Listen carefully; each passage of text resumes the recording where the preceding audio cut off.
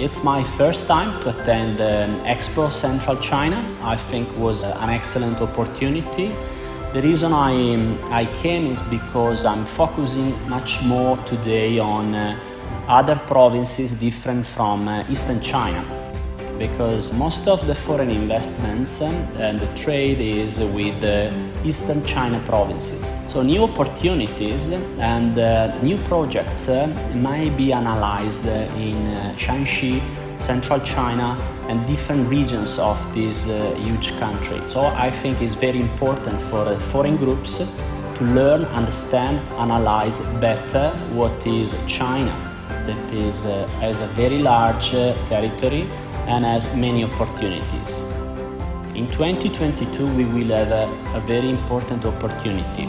China-Italy anniversary has been promoted for a special year, the year of tourism and culture.